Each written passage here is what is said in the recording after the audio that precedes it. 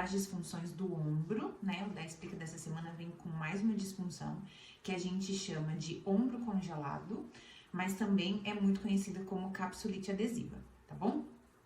Então, o ombro congelado é uma disfunção caracterizada principalmente por dor e restrição de movimento, tanto ativo quanto passivo em várias direções, pensando no complexo do ombro. Mas o movimento mais afetado, que mais caracteriza essa doença, é essa diminuição de movimento passivo. Então, muitas vezes o paciente, quando tem dor, ele não consegue movimentar ativamente. Mas se eu, fisioterapeuta ou terapeuta, a pessoa que está proporcionando a avaliação ou a intervenção faz o movimento, sim, ele consegue realizar, ele realiza quando está relaxado. Nesse caso, não. Mesmo eu fazendo o movimento para o paciente, ele não consegue amplitudes muito grandes, né? Elevadas. Então, só um movimento pequeno. Principalmente para esse movimento aqui, né? Essa rotação externa que a gente fala, como se fosse para trás. Por que o termo, né, ombro congelado, ele é mais indicado do que o que se utilizava antigamente, que era a capsulite adesiva?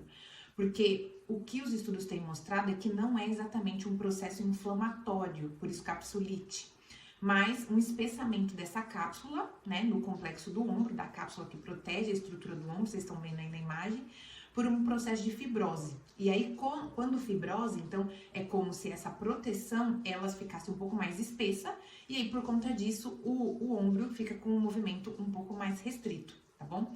Os mecanismos que estão envolvidos nessa disfunção, ainda eles não estão bem estabelecidos. E aí vem, então, a importância de mais estudos, não vai esquecer dos nossos pilares da prática baseada em evidência, que deve se embasar principalmente numa evidência de alta qualidade, como eu tenho falado para vocês. Os principais fatores de risco para desenvolver um ombro congelado são doenças, comorbidades, como diabetes mellitus, alguma disfunção na tireoide, mulher entre 40 e 65 anos e já ter apresentado um episódio prévio de ombro congelado no lado contralateral, tá bom? Tô mostrando um artigo aqui para vocês que ele faz uma revisão a respeito da progressão, né? Então, como que essa doença, essa disfunção, ela evolui. E aí, ela foi descrita lá em 1960 por um único autor, tá bom? Lá na década de 60, acho que é 1967, se eu não me engano.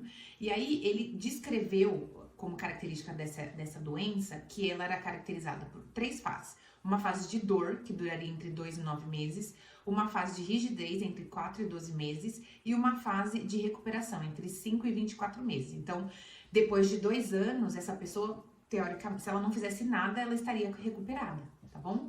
E aí, isso foi estabelecido, não foram feitos estudos, né? Então, foi um autor que publicou essa visão mesmo, esse padrão de doença, e nunca se realizou outros estudos. Então, essa revisão sistemática, ela vem questionar um pouco essa progressão da doença.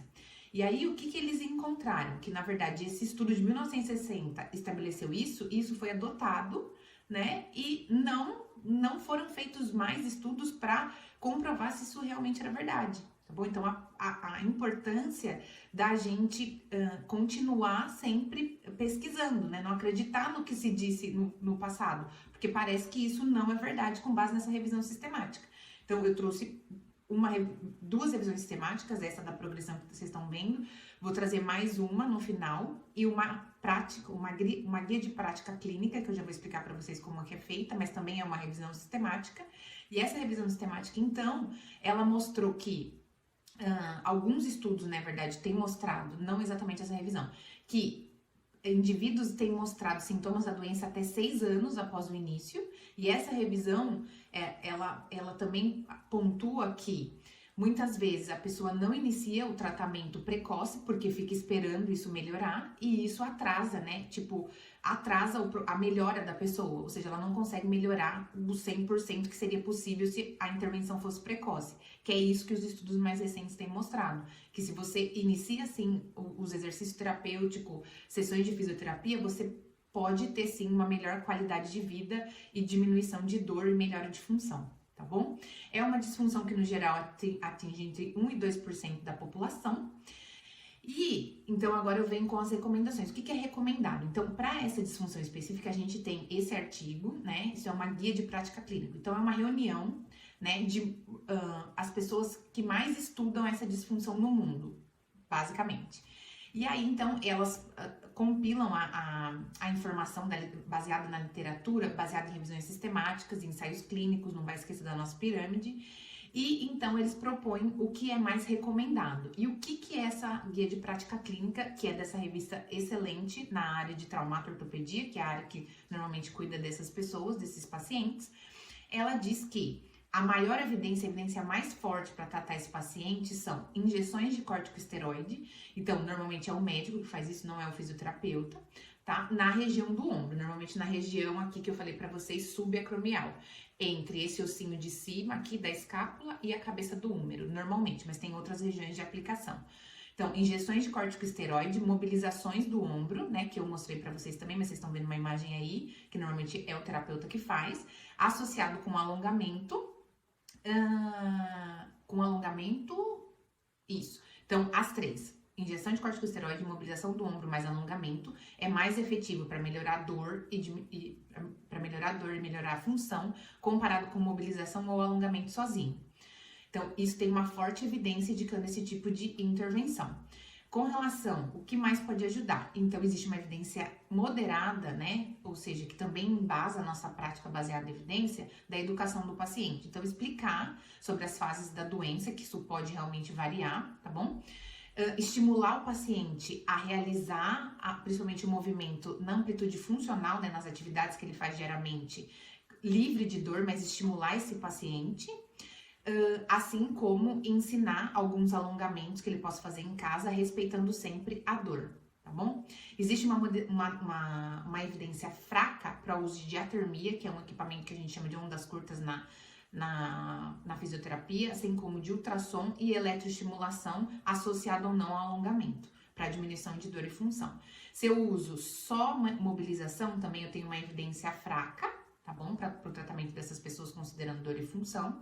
E manipulação sobre anestesia. Então, normalmente você anestesia o paciente, isso também é um centro cirúrgico que se realiza, e você faz como se fosse um tranco na articulação, mais ou menos isso, para ganhar essa amplitude de movimento. Então, essa também apresenta uma evidência fraca, tá bom? E normalmente o paciente que faz isso é aquele que não responde ao tratamento conservador. Apenas alongamento apresenta uma evidência moderada, tá bom? O ideal é que a gente faça esse combinado, corticosteroide, mobilização e alongamento, tá bom? Então, esse foi o guia de prática clínica, mas ele é de 2013. O que a gente tem de mais novo? Então, eu trouxe essa revisão sistemática que vocês estão vendo, ela foi publicada em 2020 e ela foi buscar informações sobre a evidência disponível para o tratamento das pessoas com ombro congelado não cirúrgico, tá bom? Eles incluíram estudos que compararam principalmente intervenções e as dosagens, então fez mobilização, uma fez 5 minutos, outra fez 20 minutos. Fez injeção de corticosteroide, qual região, qual tipo de injeção, tá bom? E eles incluíram pacientes que tinham pelo menos 1 ano, né? Então, no máximo 1 ano, de diagnóstico de ombro congelado. 65 estudos foram incluídos e 34 foram incluídos na meta-análise, que é a análise estatística das revisões sistemáticas, como eu já falei para vocês. Então, 2.402 pacientes foram incluídos nessa análise. E aí, então, eles compararam as intervenções, né? Uma intervenção com a outra, ou uma intervenção com placebo, ou com a pessoa que não fez nenhum tratamento. E aí, então, eles avaliaram os efeitos a curto prazo, entre 2 e 12 semanas, e a médio prazo, entre 4 e 6 semanas. E eles trazem uma análise muito diferente, tá bom? Então, são 2 gráficos, vocês estão vendo aí na imagem. O primeiro, ele vai mostrar a curto prazo, né, como foi a resposta desses pacientes. Então, esse desenho que vocês estão vendo, que é um triângulo, então, as bolinhas, elas significam a contribuição do paciente para a intervenção. E a grossura da linha que ligam as bolinhas, a contribuição de cada uma das intervenções. Então, esse primeiro gráfico a curto prazo, o que a gente tem? Então, tá lá, verdinho, melhor intervenção. Aí depois, segundo tá marrom, verde claro o terceiro, amarelo o quarto e o pior em branco. Então, se vocês olharem aí, a curto prazo, o que mais contribui para melhorar a dor é um tipo específico de infiltração, que também associa o corticosteroide e que vai melhorar a dor e a função desses pacientes. A fisioterapia ficou como pior. Já quando vocês veem a imagem a longo prazo, o que aconteceu? Praticamente quase o inverso, tá bom? Então, fazer nada, que era o que se fez por um tempo, né? Por algumas, adoção por alguns clínicos, né? Alguns terapeutas mesmo. Então, fazer nada é o que menos contribui para melhorar a dor de função. Então, foi o que ficou branquinho. E o que mais contribui a longo prazo é a fisioterapia, tá bom?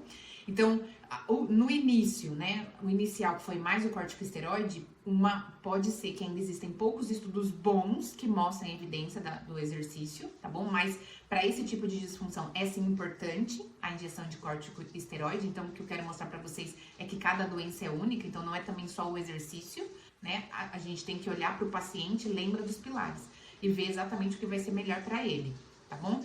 E então pensar nisso.